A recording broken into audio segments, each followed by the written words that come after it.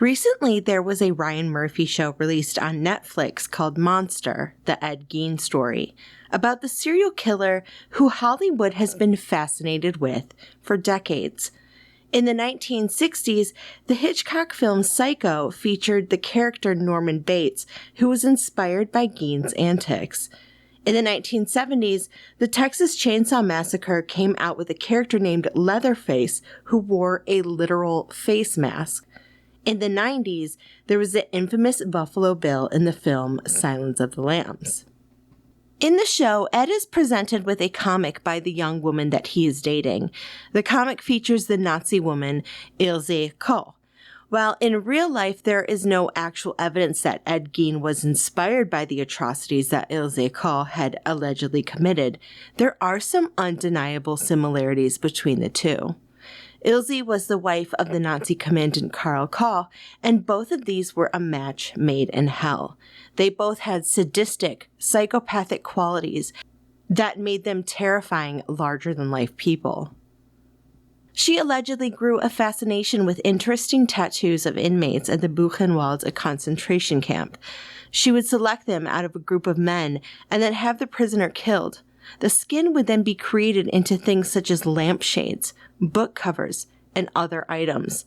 She would then supposedly give them as a gift to other high-ranking Nazi officers. This is the story of Ilse Koch, the Bitch of Buchenwald. I'm your host, Lauren Powers, and this is Not Your History Class Podcast.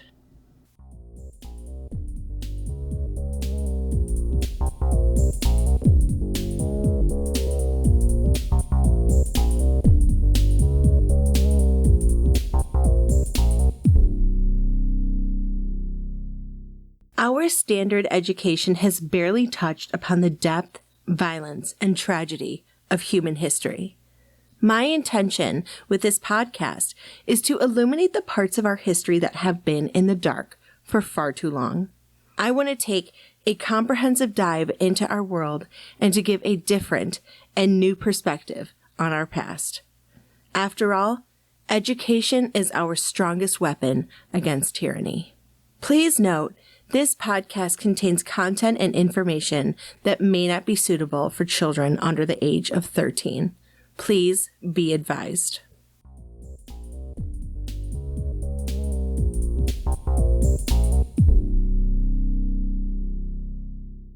Ilse Koch was born Margaret Ilse Kohler on September 22, 1906 in Dresden, Germany, to a middle-class family.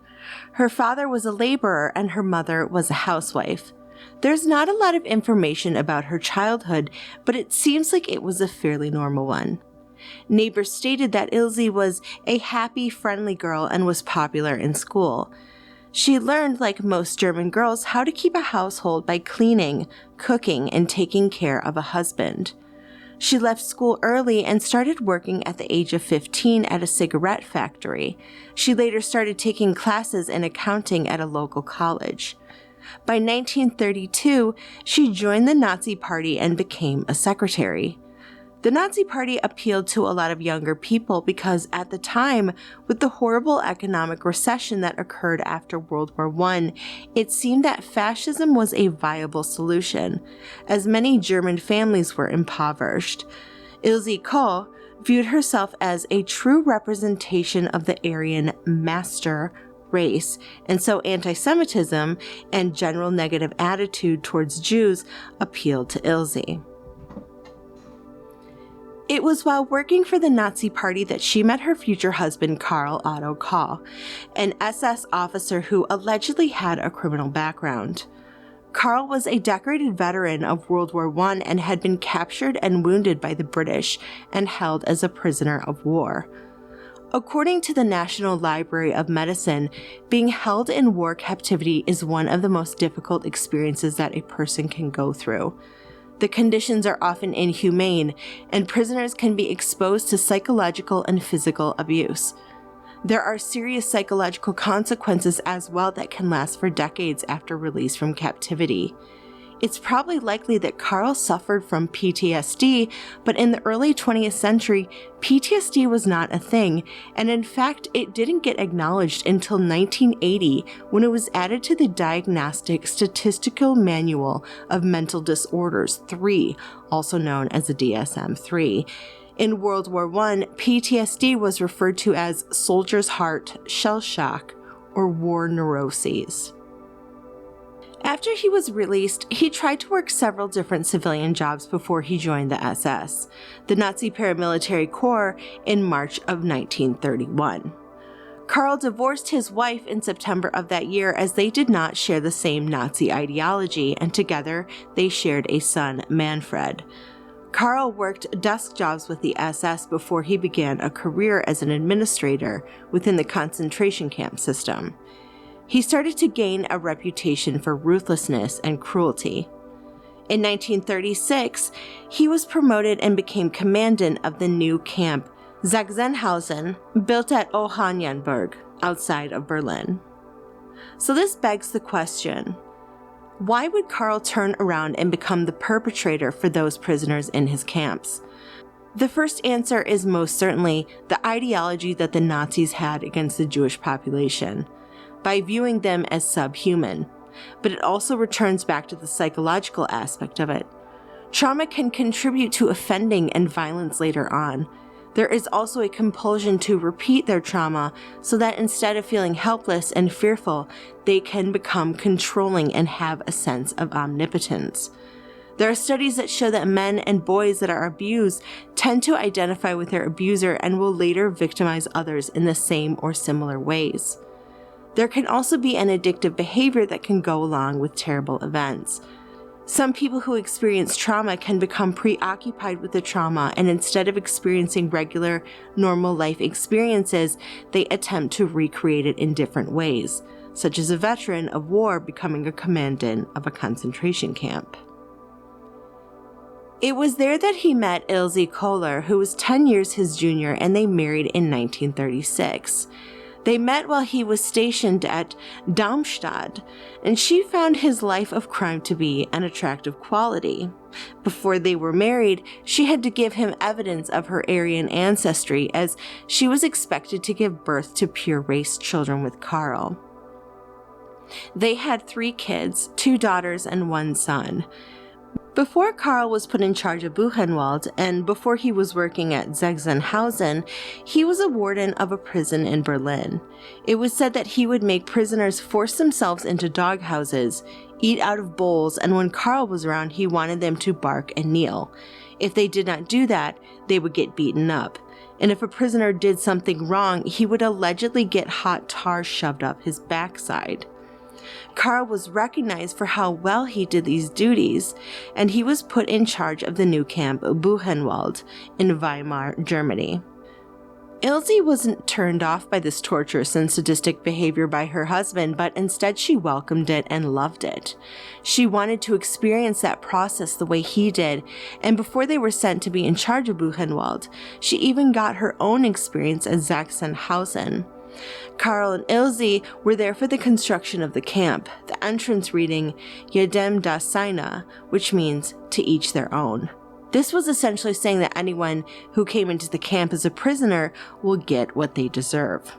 Another way of normalizing treating other human beings like they deserve to be treated less than. There weren't any gas chambers at Buchenwald to quickly eliminate their enemies. Instead, prisoners were used for slave labor to do things and make things that were essential for the Nazis. Prisoners there would be kept alive for years versus other concentration camps such as Auschwitz.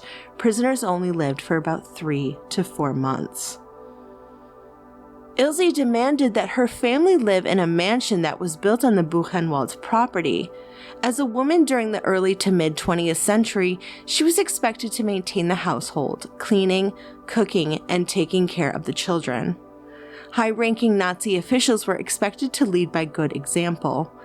While the wife of an SS officer was not expected to do as much work as a common German woman, Ilse decided that she wasn't going to do any housework, but instead, she was going to use the prisoners at the camp to be like her slaves. She wanted them to address her as gnädige Frau, which is a term usually for women of nobility, and it means madam. During Koch's tenure at Buchenwald, prisoners were horribly mistreated even by Nazi standards. There was different punishments that they would be given, such as work in the camp's quarry, torture, starvation, beatings, whippings, death by hangings, all which were meted out by SS guards. The living conditions were terrible for prisoners. It was overcrowded. They were living on starvation rations, and there was very little sanitation, which caused disease to run rampant, and there was little to no medical care. Later, under the Commandant Hermann Pister, Buchenwald would be turned into a sort of laboratory where medical human experiments were carried out. Ilse was referred to as Lady Commandant. However, she had always claimed, quote, "I was a housewife. I have 3 children. The operation of the camp didn't concern me. In my husband's eyes, my primary job was to be the mother of our children." End quote. While the prisoners perished, the Kochs flourished. They had both grown up poor, and so they took advantage of what they could. They lived very well at Buchenwald and would frequently enrich themselves through schemes. They would often end up with the gold that was taken from the mouths of dead prisoners, and the gold would end up in their possession. Ilse had become bored with her life of leisure, and so she decided that the prisoners would build an indoor sports arena so that she could do her horseback riding hobby. It cost about 200,000 Reichsmarks to build, which now would be about $1 million. She still wasn't satisfied, and a rule was created that if a prisoner even looked at the commandant's wife, that they would be shot on the spot. She knew this, and so she started to dress provocatively, wearing tight clothing and showing off her cleavage. It wasn't really a normal thing for the wife of an SS officer to interact with the prisoners, but Ilse thrived on getting involved. She was actually enjoying watching people suffer and die around her.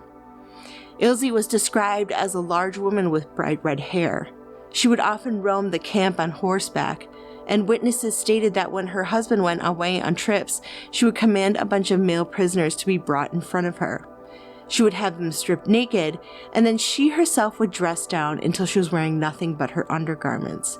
If any of the naked men had glanced at her or became aroused, they would be killed. She liked having young teenage boys working in her home. She would ask the boys to bring her breakfast in bed, and when they did, she would be laying in bed wearing nothing but a nightie. Just like the men in the yard, if they glanced at her, they would be shot. One of the teenage boys that worked for her, named Erich Hirsch, was only 15 years old. He told a depressing story about how he would look out the windows of their mansion and see people going about their lives outside of Buchenwald in Weimar, and he would envy how free they were. Each Sunday, he was given 2 boiled potatoes to eat that he would bring back to the barracks. He didn't like the peel, so he would throw it on the ground where other starving inmates would jump on the peels to eat them. Human experimentation was normal in the concentration camps, and Buchenwald was the same. Doctors were poisoning prisoners with chemicals to see if they could find antidotes. Gay individuals were injected with concoctions that were believed to turn them heterosexual. Eventually, Ilse grew bored of sexually teasing prisoners into essentially signing their own death warrants, and so out of boredom, she started to watch the doctors perform these experiments. This became her new hobby. As she rode her horse through the camp, she would notice prisoners that had interesting tattoos. She suggested to one of the camp doctors, Erich Wagner, that he should do a study to see if tattoos had any correlations to criminal behavior. This was technically against protocol, but he agreed anyway. Those prisoners were killed and their bodies were dissected so that Ilse could keep their skin. He would have the skin be made into things like lampshades, book covers, and gloves. During the Nuremberg war trials, an inmate said, quote, "All prisoners with tattooing on them were to report to the dispensary.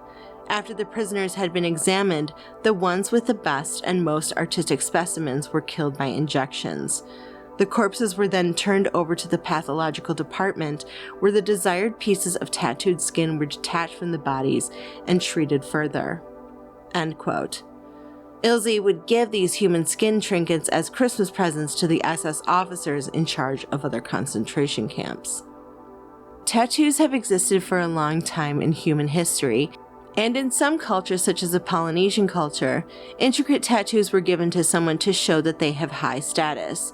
In Japan, Edremi tattoos, which were vibrant and detailed tattoos that covered large parts of the body, were initially linked to criminals, but later became considered an art form. In the 19th and 20th century, tattoos became a moral panic. They were often associated with people who were on the fringes of society, such as sailors, criminals, and circus performers. In the 20th century, tattoos started to become a mark of rebellion, but these days, tattoos have lost their rebellious edge. According to witnesses that worked at her home, Ilse was also having an affair with Dr. Valdemar Hoven and Deputy Commandant Hermann Florstedt when Karl, her husband, was gone for his Nazi duties. She would allegedly stay overnight at Dr. Hoven's home. In 1941, Karl was back in Lublin, Poland after receiving orders. He had been relieved of his command at Buchenwald after accusations of drunkenness and negligence. He left his wife and children behind at Buchenwald, and he was put in charge of the Majdanek camp at Lublin, Poland, and ran it for a few months. In August of 1942, several inmates had escaped from Majdanek due to the mistakes of the command staff, and Koch was relieved of his command. He was then transferred to Berlin, where he worked as a liaison officer between the post office and the SS. Prince Josias of Waldeck and Piedmont, who later had been convicted as a Nazi war criminal, had been investigating Karl since 1941. He found out in his investigation that Karl had ordered the killing of hospital workers as political prisoners in an effort to hide that he was suffering from the STI, syphilis. Syphilis is a terrifying STI that can stay in the body for several years without any symptoms. Without any treatment, it can become life-threatening and it can damage vital organs such as the heart and the brain. People that are pregnant can pass the disease on to their unborn babies. Other symptoms later include deafness and something called saddle nose, where the bridge of the nose collapses. Syphilis is not a new disease and has been around for hundreds, if not thousands, of years. In the early 20th century, the disease was endemic, and it was estimated to affect about 1 in 10 people.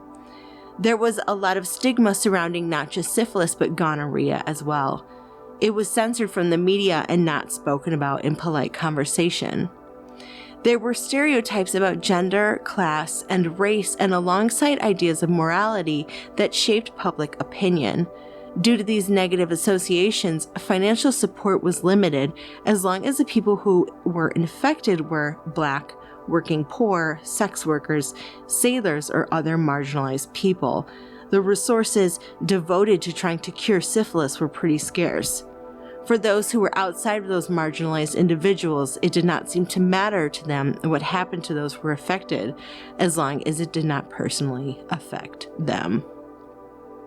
Karl Koch was turned on by his fellow SS superiors for having gone too far. He liked to steal the belongings of wealthy German prisoners.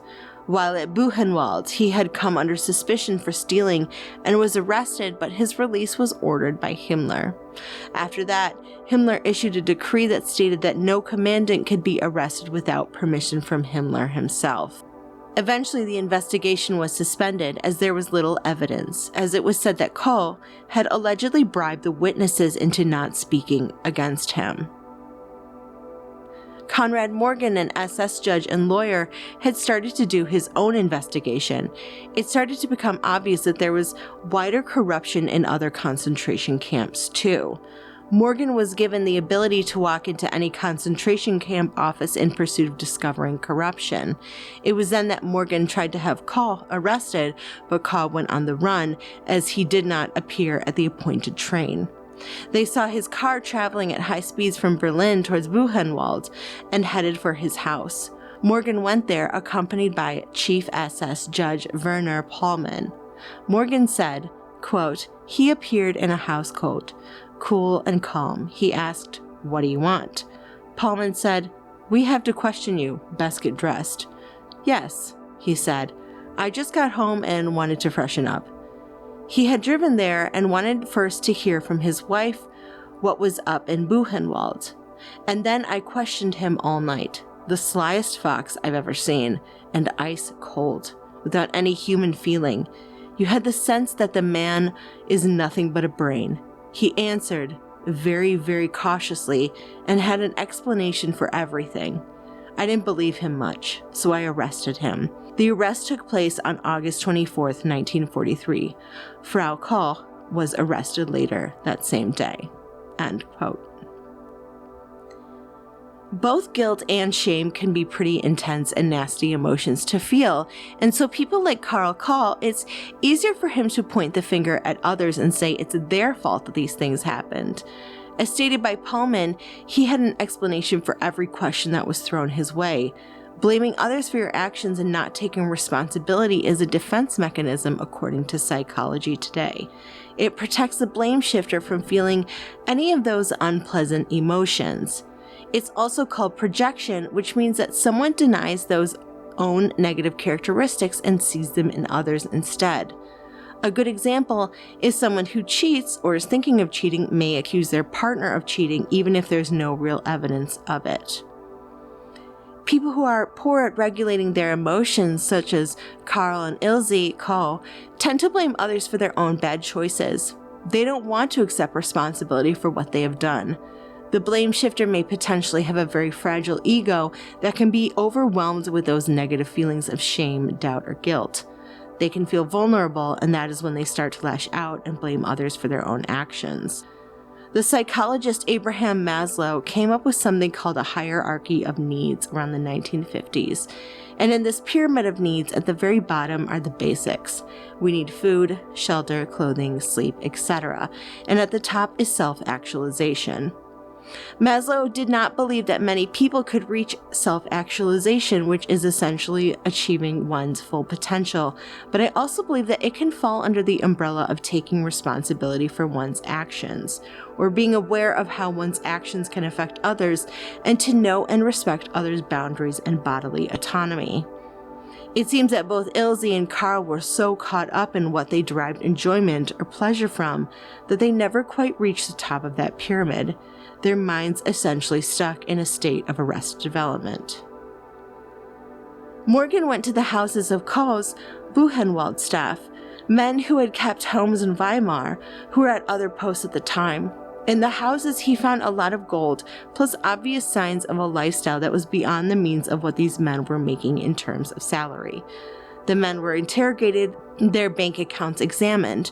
Morgan found that the amount of money in their bank accounts had increased after what he referred to as the Jewish action of 1938, but was actually the pogrom Kristallnacht, also known as the Night of the Broken Glass or the November pogroms. It lasted from November 9th to the 10th in 1938. It happened in the evening, and it was when the German Nazis attacked Jewish persons and property. The violence continued into November 10th, and in some places the violence continued for many days afterward. More than 1,000 synagogues were damaged or burned. 7,500 Jewish businesses had been ransacked or their windows broken. About 30,000 Jewish males ages 16 to 60 were arrested and 91 Jewish individuals killed. In 1942, both Ilse and her husband Karl were taken to court for abusing the funds of the Buchenwald camp, and also for their terrible methods of torture.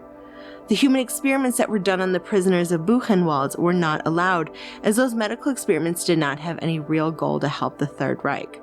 The idea that the Kochs killed people due merely to their tattoos was something that even the Nazis couldn't abide by. Ilse Koch was brought before an SS special court in Nazi Germany in the same year as her husband in 1944.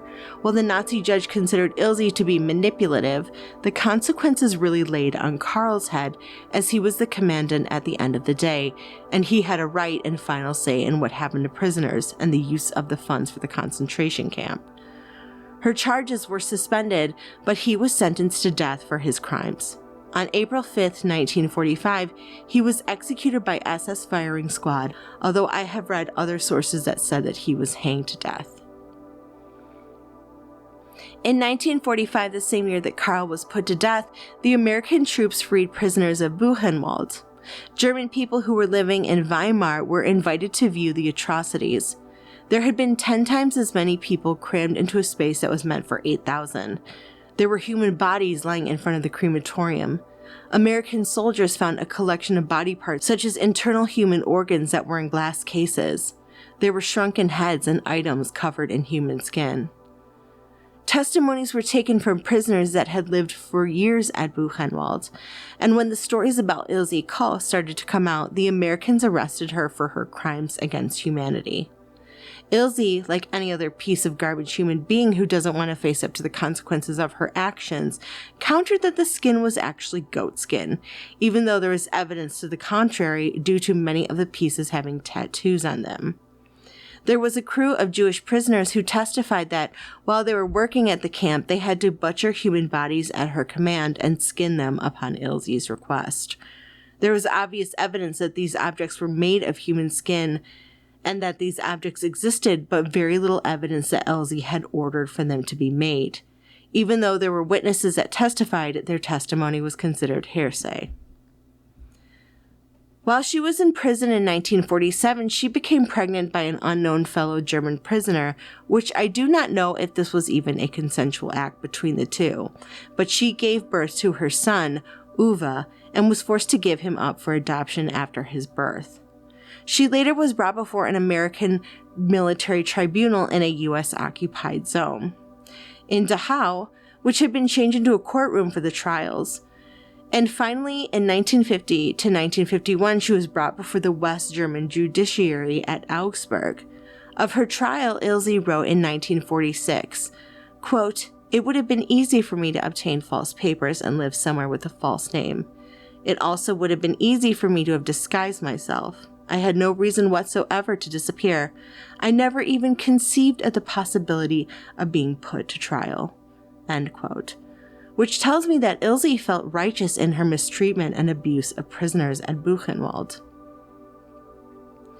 Karl and Ilse were not prosecuted based on direct perpetration of war crimes, but instead participating in a common design to commit war crimes.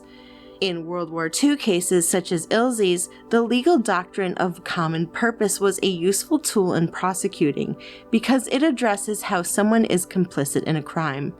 It is now called the Joint Criminal Enterprise as it was updated and developed by the International Criminal Tribunal for former Yugoslavia.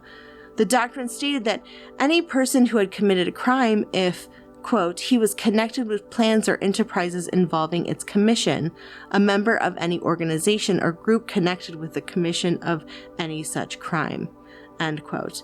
Essentially, Ilse was being put on trial not because she had people killed for her, but because she knew and understood the criminal aspects of Buchenwald concentration camp, and due to that, she was tried for her apparent awareness of what was happening in the camp and her voluntary enforcement of those crimes. Ilse Koch was pursued more thoroughly than other Nazi individuals who were responsible for worse and bigger crimes. They were either given light sentences or completely avoided prosecution, which shows the role that Ilse's gender played in her inevitable downfall. Thomas Jardim, who wrote Ilse Koch on trial, said of the reports from the trial that it combined, quote, sexualized imagery, gender stereotypes, and sadistic or fetishized violence, end quote, and her image was seen as sexualized and monstrous. He wrote that her violation of gender norms, meaning it was normal in war for men to kill but it was not normal for women, further a key factor in determining how she would be punished. Quote, being a woman made her participation more unnatural and more deliberate, end quote. She had a psychiatric evaluation that stated that she had, quote, a level of cruelty alien to female nature, end quote. There was a lot of media coverage of the terrible things occurring in Nazi-occupied Germany, including people learning about gas chambers, mass burials, and the savagery of Nazi concentration camps. There's also a lot of coverage about the horrific things that Ilse Koch was doing to prisoners at these camps. Towards the end of the war, German women were viewed as being blameless victims or passive individuals, and that they didn't have the disposition to commit such violent crimes in the name of Nazism. Allied authorities rarely prosecuted female perpetrators, so this further enforced the idea of women being passive observers. This isn't true. Thousands of women had served as guards in concentration camps such as Ravensbrück and Auschwitz. Female nurses made up about a quarter of the staff at the Nazi euthanasia program, which I talked about in my last episode, the T4 program. Women were just as capable of committing horrific crimes as men. However, ideas of femininity allowed people to downplay their criminal responsibility and essentially get away with horrific acts. The reason that so much focus was on Ilse's crimes was that it was considered a product of deviant femininity. Her perverse sexual impulses and the gruesome crimes that were attributed to her placed her outside of what would have been considered an ordinary woman. Dachau trial chief prosecutor William Denson said that she was, quote, a creature from some other tortured world, sadistic pervert of monumental proportions unmatched in history, end quote. She was presented by the court as a sexual miscreant who was void of any natural feminine sensibilities. According to Psychology Today, sadism is when someone derives pleasure from the pain of others or inflicts pain on others. Like anything, there's a spectrum when it comes to sadism. Some individuals may inflict physical pain on others by physical force or psychologically, such as an emotionally abusive relationship. There are others who merely witness the pain inflicted on others and enjoy it vicariously. In social situations, a person can want to control others and inflict humiliation on them or demean them. Sadism isn't just physical, it can also be sexual. Psychologists have recently coined the term dark tetrad, which originally derived from the dark triad construct. The dark triad had 3 traits that someone who has the possibility of criminal or violent behavior would score high in, and that is narcissism, Machiavellianism, which is manipulation and focus on gaining personal power, and the last trait is psychopathy. But within the last decade, a 4th trait was added, and that is sadism. A hallmark of sadism is someone who has a lack of guilt and a hard time empathizing with others. According to Theodore Millon, in his 2011 book Disorders of Personality, he argued that there are 4 types of sadism, and that is spineless sadism, someone who is insecure and exploits others that are weaker than them, enforcing sadism, which are people who punish people they feel deserve it, people in roles like that can be drawn to roles of authority as far as careers go. There is explosive sadism. These sadists are highly reactive, and when they are angry, they can seek people to inflict pain on as a source of vengeance. The last one, and I think the one that fits Ilse the best, is tyrannical sadism. People who are under the subtype like to seek and deploy power to those who they abuse. They are unmerciful and destructive. In the court, prosecutors compared her roles as a wife and mother with her alleged cruelty, as well as her supposed promiscuity and her sexual tendencies. Ilse Koch had stated that she was never more than anything but a good mother to her children and had little knowledge of what was happening in the concentration camps. It's important to note as well that Ilse could not fall back on the excuse of just following orders, which was a justification used by her other co-defendants. There have been other women tried, such as Dorothea Binz, who was described in court as a sadistic slut before she was sentenced to death for her crimes committed at Ravensbrück. And there was Irma Grese, the infamous Auschwitz and Bergen-Belsen dubbed the Beautiful Beast. Irma had faced speculations and insinuations when it came to her sexuality. Their crimes were brought to the forefront over men's crimes due to them being considered so abhorrent because they were committed by females and they went against what was considered a traditional womanly behavior. Therefore, there was a sense of dual guilt that these women were viewed as bearing. Witnesses at the camp had stated that Ilse, quote, wore clothes which were deliberately chosen to be inciting for the prisoners, end quote. In the trial transcripts, she was accused of whipping prisoners if they even dared to look at her, and she also had, quote, a desire to own certain objects made of human skin, end quote. While there were items that were found at Buchenwald that were made from human skin, there was no real connection to Koch that could be proven. Any other allegations against her were found to be fake by judicial authorities. Dr. Conrad Morgan, who was mentioned earlier and was an SS judge and lawyer, was a witness and testified at all 3 of Ilse Koch's trial in her defense. Later, he told the New York Times that she, quote, was a hussy who rode horseback in sexy underwear in front of the prisoners and then noted down for punishment the number of those who looked at her. She lay around in her garden in front of prisoners, simply primitive. But she had nothing to do with the lampshade business, and she did not deserve such a draconic punishment. She was a victim of horror stories. End quote. The crimes that the Nazis committed were bureaucratic, systematic, and how Ilse behaved was not representative of the overall atrocities that the Nazis committed. She was viewed as a diabolical perpetrator whose sadism knew no bounds. She found delight in torturing others and creating objects made of human skin. Due to her shocking crimes, she became a sort of lightning rod for blame of Nazi crimes.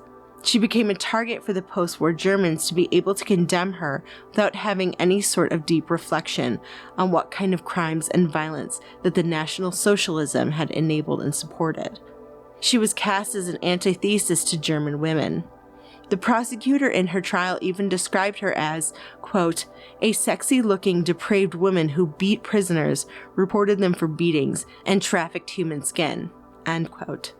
Later, West Germany's President Richard von Weizsäcker celebrated German women's resolute strength that helped see Germany through some of its darkest days, and they, quote, preserved the light of humanity from extinction, end quote. Koch went against the ideology of German women coming out of World War II as morally intact, good, and decent. Ilse Koch's trial were taking place around the same time as the Cold War, and there was a lot of effort to try and understand the atrocities that the Nazis committed. Her high-profile trial allowed for the media to show how the governments were working to forcefully deal with the last bits of Nazism. In 1947, the American military court tried to give her a life sentence. The American military governor of the occupied zone decided that there was not enough evidence against her and that her sentence was reduced to 4 years. And that caused the United States to look as though they were soft on war criminals. This caused an investigation by the Senate back in the United States. The psychiatrist who examined her said that she was, quote, a perverted, nymphomaniacal, hysterical, power-mad demon. End quote. There were not only public protests over it in the streets of the United States, but there was also a folk song by Woody Guthrie that contained her name in the lyrics. There was so much outrage that President Harry Truman had to intervene. American jurists made the choice that she could not be retried due to U.S. law after the 4 years of her sentence was over, and authorities in East and West German states decided that they wanted the chance to prosecute her. The United States worked with the Bavarian Minister of Justice to get her retrial in the city of Augsburg in 1950. The trial allowed newly independent West Germany to show its integrity and fight for anti-fascist ideals. While the Augsburg court had cleared her of the crimes that she became most infamous for, it still gave her the same sentence that she had initially been given in the United States, which is life in prison. Over the years, she had filed many appeals for clemency, but the court did not back down on their decision. Bavaria's Minister of Justice, Heinz Erhard, said, quote, public opinion wouldn't have any understanding that such an exponent of National Socialism's violent rule should be released by an act of mercy, end quote. All in all, Ilse went on to have 4 children, 2 daughters and 1 son that was raised around the concentration camp, and later Uwe, a child from an unknown father. Her son Artvin, when he grew older and found out how much the Koch family was hated, he felt so much guilt and shame that he killed himself. The daughters changed their last names, got married, and moved on with their lives. Uwe, who was passed around from foster home to foster home, and when he was 19, he decided that he wanted to know who his parents were. He ended up reading about his mother's trial in the newspaper, and eventually they met in person. She rarely received visitors, and she told Uwe that everything that was said about her was a complete lie. Despite him knowing that she was part of a concentration camp, he wanted to know her and began visiting her once a month. He became convinced that she was incapable of committing these terrible crimes, and she tried to convince him to get a lawyer, but for whatever reason, whether it was the lawyers refusing to represent such a reprehensible person, perhaps it was financially related, Uwe was unable to get any lawyer to work to set her free. After realizing she had no one left to manipulate, she committed suicide by hanging herself by fashioning a bedsheet into a noose, attaching it to a heating pipe, and she hung herself in 1967. Before she did, she wrote a letter to her son Uwe and said, quote, "There is no other way. Death for me is a release." End quote.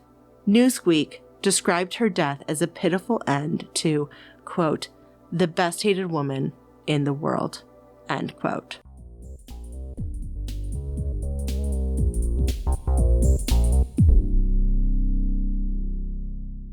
Please subscribe to my podcast, and if you are listening on iTunes, please give the podcast 5 stars. It really helps me get out there. I am currently on TikTok, Instagram, Facebook, and X, so follow me on social media as well. If you are looking for sources for this episode, please check out our show notes. Transcripts and sources will be on my website, notyourhistoryclass.com. Researching, hosting, production, and editing is done by Lauren Powers. Theme song is done by Mike Meyers, and you can find him at the Mike Show 42 on X. If you have any recommendations or suggestions for a future episode, you can direct message me via social media or email me at notyourhistoryclass@gmail.com.